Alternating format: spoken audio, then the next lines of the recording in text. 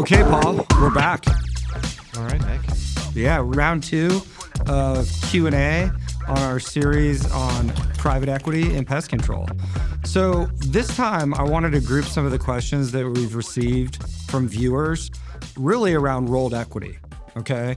And so what rolled equity is, just as a refresher for those who may have missed some of the other episodes, rolled equity is essentially when a pest control company is acquired by a private equity firm and they take cash up front, but then a portion of the transaction value, they effectively reinvest in the private equity firm's pest control roll-up. Okay. So would you add anything else to that in terms of the base level foundational understanding, Paul? I couldn't have said it better myself. That's exactly what it is. Okay. So really, I want to kick off the questions to you, and I'm going to go directly from what folks have emailed in, which we really appreciate the questions. Keep them coming. So I think the first question that really comes up for folks here is like, if I'm rolling equity into this private equity firm, what am I actually rolling equity into? Is it the pest control company within the private equity fund, or is it actually the private equity fund that owns the pest control company? Would you elaborate on that, Paul? That is a great question, and it's one that comes up often. Actually, there's been a little bit of confusion here in the pest control space with regard to how that works. As we talked about earlier in the series, Nick, the private equity fund is a pool of capital, right? And so as we know that the capital's pool, it might be $1 billion, right? All put into a fund. That fund is going to make acquisitions. They're going to buy platform businesses. And then once the platform business is acquired, they're going to grow it, right? They're going to do add-on acquisitions, grow it organically. And the typical way that this happens is when you roll equity, you are partnering in the portfolio company. So you're not a partner. If you're a seller, you're not partnering in the private equity's actual fund. Mm-hmm. You are a partner in that operating business. So you might have a, if you take, we used Thompson Street in the last Q&A session. Thompson Street Capital Partners owns a variety of different businesses. They own Marmik, which is a fire protection business. They own Len the Plumber. They own Pesco. They own a variety of different platform businesses. Those that have rolled equity with Thompson Street are partners in the specific business in which they're operating in. So if you're pest control, you're a partner in Pesco. If you're plumbing, you're a partner in Len the Plumber. That's the plain vanilla way to do it. Now, many times over the years, folks have said to me, hey, Paul, I actually think it would be better if I were a partner in the private equity fund, because not only do I want to be an owner in Pesco, I also want to be an owner in Marmik and Len the Plumber, and I want to have some diversification across some different industries.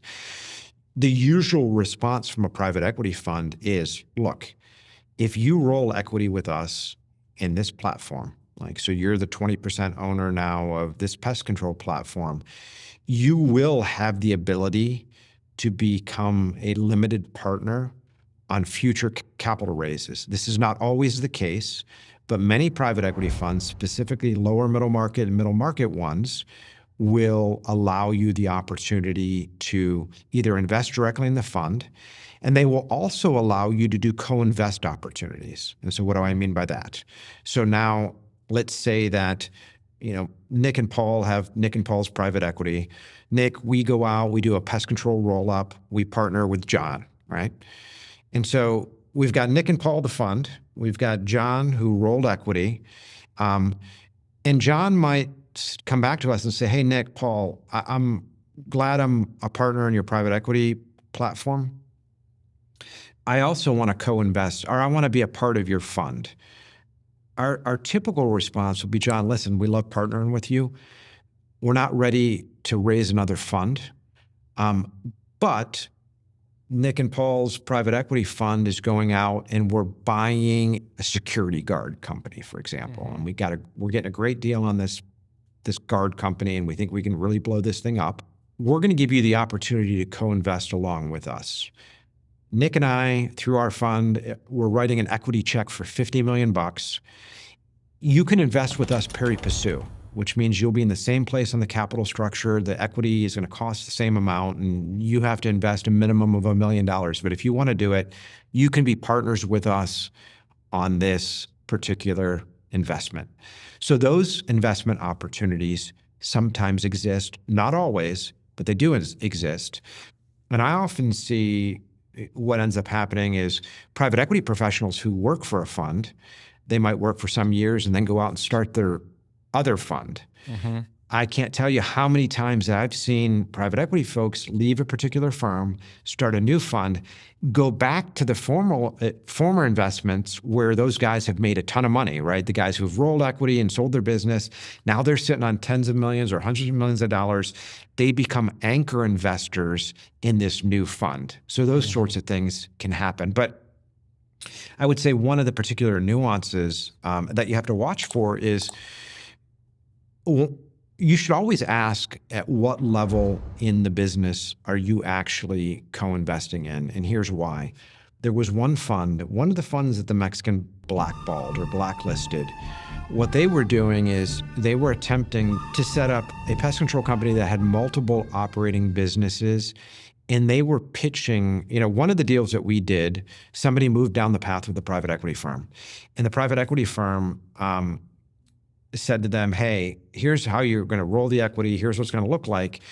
And they brought the LOI to us. And when we looked at it, we realized that they actually weren't rolling equity in the whole portfolio company, the platform business. They were only rolling equity into their business that they were selling. So to give you an example, this was not Pesco, but I'm going to use Pesco as an example because they're a relatively mature roll-up in the space. Pesco started with Presto Pest Control. And then they did an add-on acquisition. They bought Point Pest Control. So instead of, that would be akin to saying, hey, Jared Borg, you're selling Point. You want to roll equity, but you're only going to go own equity in Point. We're going to own Presto, and we're going to own all these other businesses. And when we sell, you're only going to get paid out on Point. Now, that has some pros and some cons to it. The pro is that if you're going to stick around and really be focused on Point, you're going to have more control over your equity investment. We discouraged our client from moving forward with a situation like that because it's very, very hard to bifurcate value at the time of a sale. I mean, there's a lot of things. What about shared resources? Yep. The private equity firm didn't really have a plan for corporate charges, but we know that there's a centralized back office. So what sort of charges and impairments are going to be put on your business? What sort of liabilities will be put on your business that need to be paid before you could ever get that equity? So I always encourage folks, and again, I don't advise, it's not my business what you ultimately do from an equity roll perspective, but I like to point out the problems that could occur in the future. So you want to be in a position with a fund that you have a lot of faith in. You want to be able to roll equity at the entire portfolio company level so that you're pari passu with the private equity firm. And you also want to find yourself in a position with a fund that's not charging you a management fee on top of your roll. Right? You want to be in with them. You want to be 100% partners. You don't want them to be able to take a management fee on your equity roll. You don't want any liquidating preference on top of you where they get paid out anything before you get paid. It's like, hey, you get your money, I get my money. We're partners in this. Those are some broad rules of thumb. Yeah, that's a good point. The long answer to a short question, I know, Nick. But, there's a lot of nuance involved in that type of question and in that type of decision making. I mean, the other question, that we've gotten here and that you and I have gotten historically is, can I roll however much I want? And then further, how much should I actually roll? Right. And the second part of that question really requires a lot of careful thought and analysis, depending on the stage of the private equity firm, fund, and operating company specific growth trajectory. But so let's handle the first part, which is essentially, I want to roll 40%. I want to roll 30%. Am I allowed to? There are different rules in different jurisdictions, and there are some tax consequences, and we're not going to get into all those details. We're going to stick with kind of plain vanilla. More times than not, you're able to roll as much as you want. and sometimes rolling more is better. And let me talk about that for a second. Like, if I'm going to sell a business to a private equity firm and I present the business and I've got all these great projections going forward and this thing is awesome and it's going to make a lot of money, it's going to be a great investment. And then I sit down and say, but you know what? I really only want to roll 10%. The question is, why don't you have confidence in your own business? You're a young guy, you want to grow this thing, you want a great partner, but you're apprehensive to roll. That's a negative signal. Usually the seller's desire to roll equity is directly proportionate with how easy it'll be to sell the investment committee that I'm partnering with a founder or an owner that's extremely bullish on his business. So you have to keep that in mind, especially when purchase price multiples are as high as they are. Like, that buy-in from a founder or an owner that he wants to roll a lot of money. Like, you're always in a great position when the private equity firm says, hey, we'd like for you to roll 20%. And you're like, no way, dude, I want to roll 40. That's a really strong position. And if you're going to roll 40, that's when you really push the envelope on valuation. That's when you really try to eke out every single penny you can, because you're partnering and you're rolling in a lot of money. So it's usually not a case where there's not a governor or a cap on how much you can roll from a size perspective. There's oftentimes one on how little you can roll. Right. Again, if you're an add-on acquisition, you don't have to, they might want you to roll or be interested in it. You can be like, no, I want a 100% change of control deal. You've got this platform. You're just adding my business on. I'm out. But if you're going to be a platform, your desire to roll is a direct indication of how bullish you are in this business. And the more you want to roll, the more excited a partner wants to get about it. Just think about, like, if you're partnering with somebody out there in general and they want to own a significant chunk, that means, hey, they want skin in the game. They're bullish on this. Yeah, absolutely. They're eating their own cooking, and they have the incentives to ensure success for that acquisition and the future of the platform.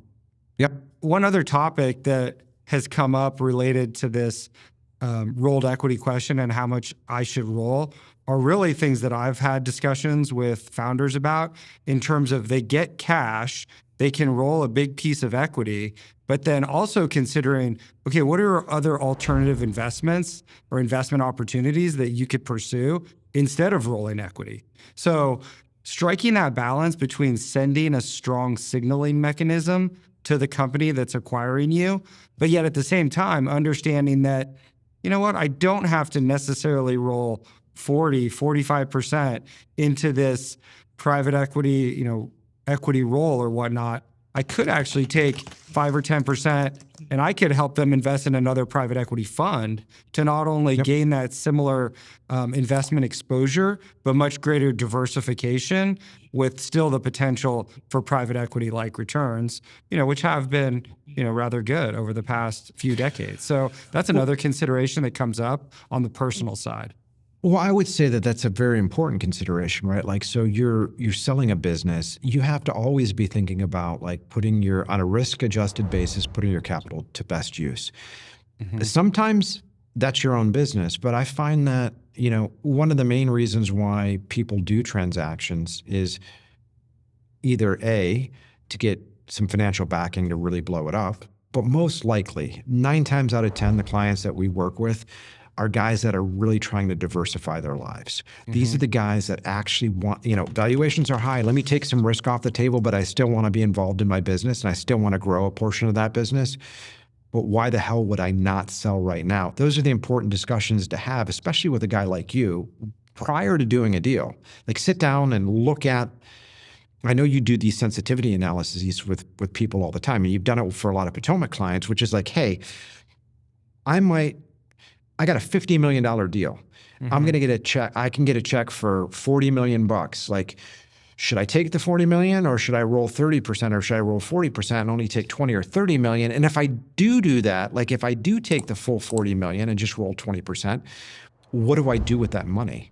Like, am I better rolling more? And you can kind of, like, the good thing is, like, you as a seller really know your business and you understand the potential prospects.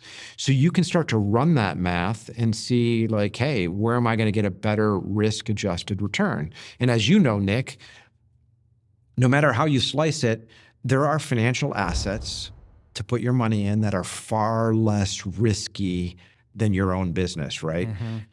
And so it's important to understand what your own risk tolerance is. Like, you've just taken a big check. How risky do you want to be with it? Like, Right. and a lot of these guys, it's like, it's funny to me, and maybe I'm the same way, right? You look at it and you see somebody who gets like, he's going to get 50 million bucks, right? And they really want to like figure out a way to double down. I got to turn that, 50 million into 150 million. Like, I don't know, call me old fashioned, but like, Yeah. is it better to preserve that 50 million or have 150 million? I would argue that you're far better off making sure that you really preserve and protect that 50 million and allow that to grow slowly than kind of going all in to have 150, because does that change your lifestyle at all? Like, is there a difference between somebody that has 50 million and 150 million bucks? How does your lifestyle change? Yeah. More hookers and blow? I don't know. Can I ask you, if you won all the money, what would you do with it? Bunch of hookers and cocaine. Oh, okay, that's not good. You might put the PJ or the private jet on the table at 150 versus 50, but outside of that, you don't really see a big change between that, right? So there is an element of just protecting your downside on your overall financial position and really protecting your ability to finance your lifestyle on a sustainable basis, given reasonable return expectations, especially on an after-tax basis. So that's part of the conversation, and that's part of that scenario analysis, and also just understanding what other alternative sources of return that you could pursue, even on the private market side or private equity side, relative to how much equity you're going to roll. Yep. It's part of the planning and it's part of the conversation early, even if it's 2 years in advance.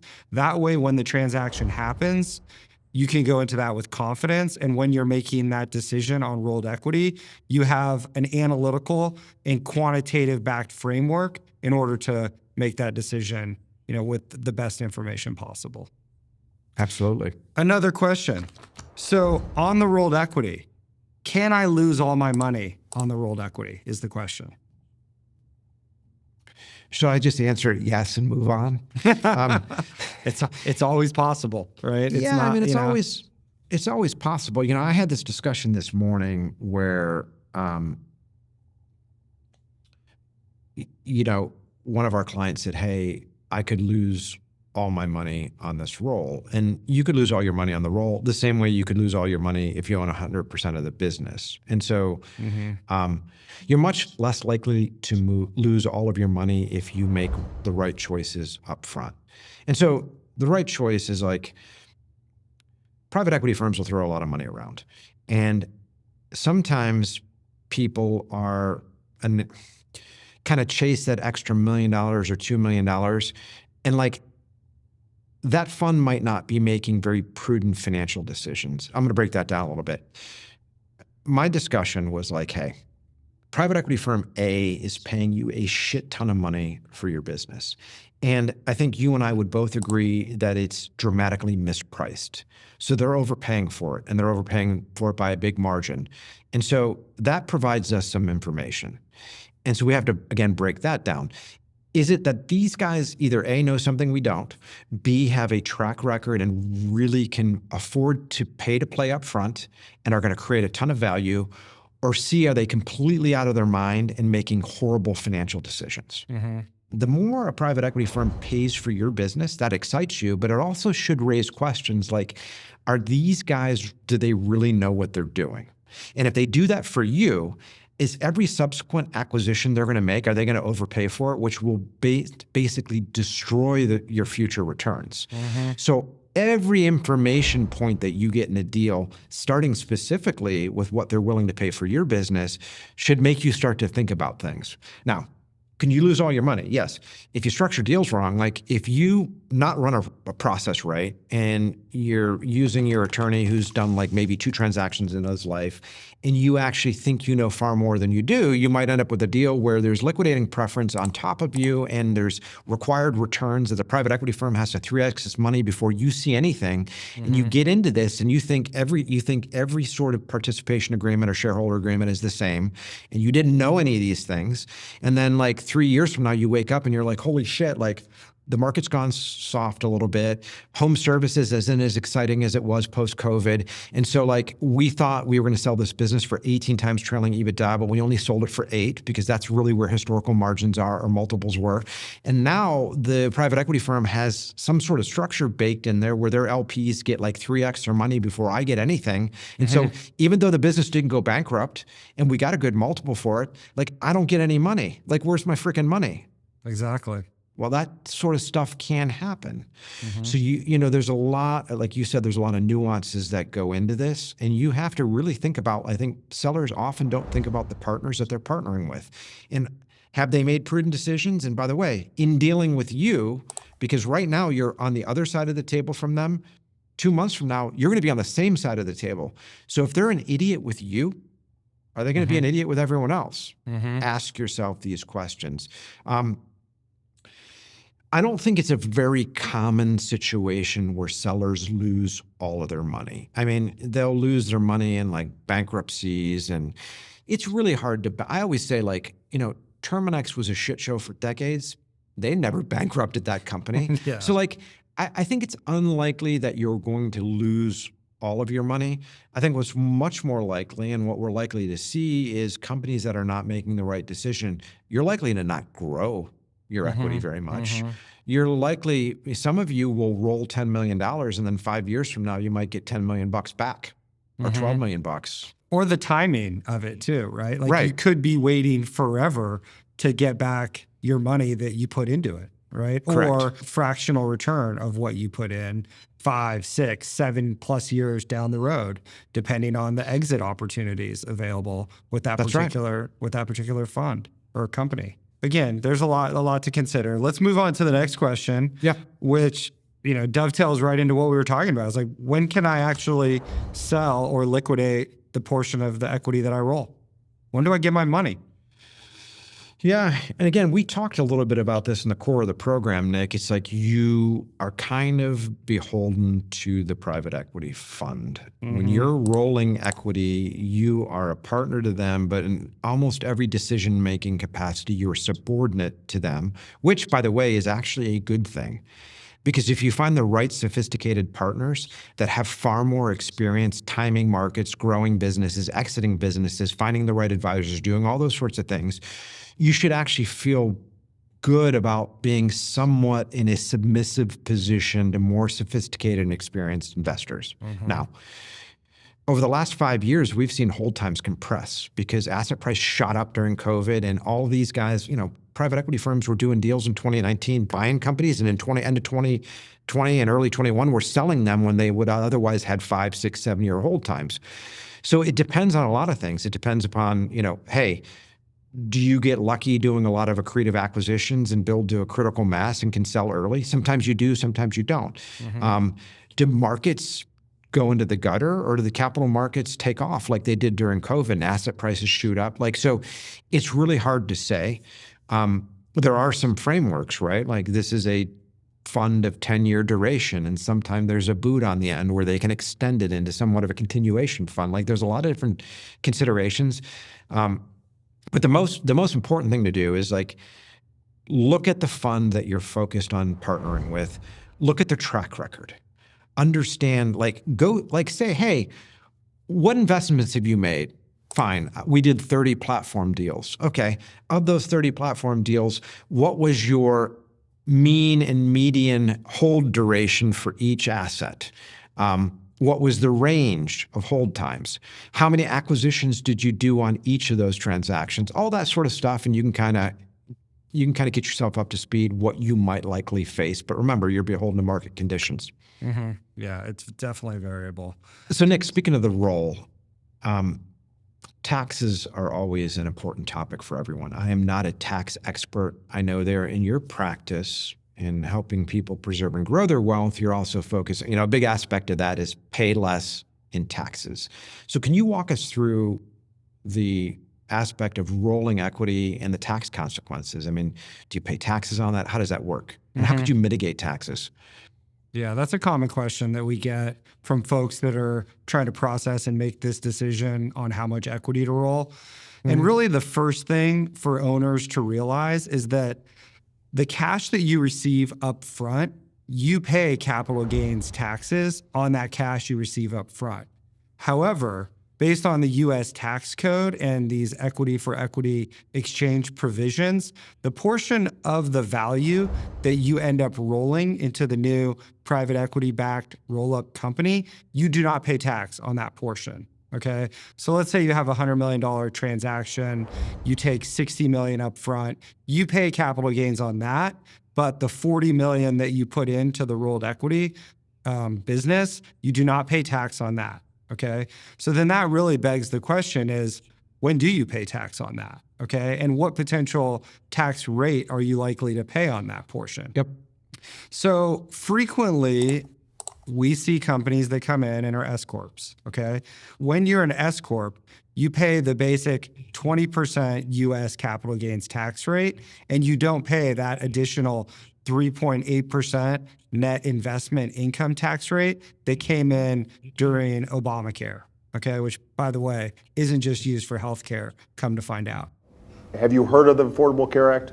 Oh yeah, I heard about that. That's the thing that doesn't work. The Obamacare surcharge is what it was originally known as, right? The Obamacare surcharge that can be used for just general government spending, okay? Yeah. And really this is a mission of ours at my firm to try to protect home service business owners from unnecessary taxes to our generally wasteful government. Not generally, but very wasteful government. Overtly.